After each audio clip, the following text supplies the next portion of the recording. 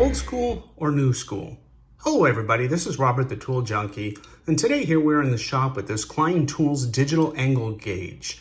And I gotta be honest, when this first came into the shop here to take a look at, I wasn't so sure. I'm an old school guy. I love an old level just like this with a nice little bubble.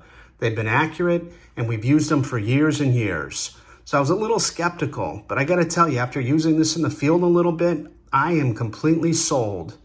What's really nice about this is it's an easy display to see. And look, even as you rotate the angle gauge, it will pretty much stay true if you're careful when you move it. It also has a hold button here, so you can push hold, pick it up and bring it over and look at it.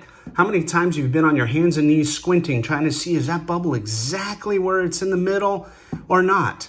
Now you never have to do that again. Just pick it up and there you go. And it does more. We'll just unhold that there. It does more than just the horizontal. It does vertical. And when you turn it vertical, you'll see that the display also turns vertical with you. So it's easy to read that way. And you can do all the different angles. It doesn't matter. And when you lay it flat, we'll try to get the camera here. It gives you kind of a bullseye. So if you need to find your bullseye in the middle, boom, there you go. Pretty easy to find that. The other nice thing here is if you push this hold button for 3 seconds, it opens up a menu. So here you can set the angle. You have an auto off timer. You can reset the factory settings. You can calibrate it and you can change language. But here on the set the angle, when you push that, we currently have it set for 45 degrees. And you see down here, there's an alarm setting and it says off right now.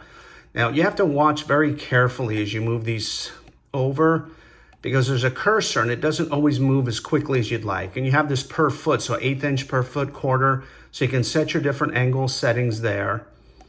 And then over here, if you look down, the cursor's under the 4. It's a little hard to see there, but if I move it over to the 5 and use my arrow down, oops, I went 1 too far, okay. But you can see, you can change things in increments that way. We'll go back up to 0. Then we'll use our right cursor again, and that's gonna set it to the alarm. Let's put the alarm on this time.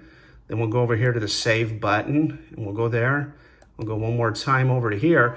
Now, as you watch this, when we come up and get close, I'm kind of holding it so it faces the camera a little bit. This is not exactly accurate, but when you get close to 45 degrees, you're gonna hear that alarm go off.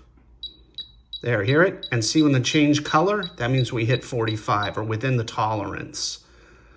So we have a dark screen, no alarm. As we get close, we should hear our alarm beeping in. So I think it beeps in about 44 degrees, and then within a couple hundredths, you get a change of color, so you know you're there. Real easy to see that way. Boom, come on down. The alarm stops. We're back down to where we are now. You can change that to whatever angle you need. So if you're trying to work, especially if you're in the dark or working semi-blind, you can just put it on there. The other nice thing is you got a couple magnets on this side, and you got a little bit of a V angle here on the top side, so you can put that, say, on a corner of something. But here, works great with conduit piping. Doesn't matter what angle you are, because that magnet holds nice and tight. So, old school or new school, they've sold me. I'm new school now.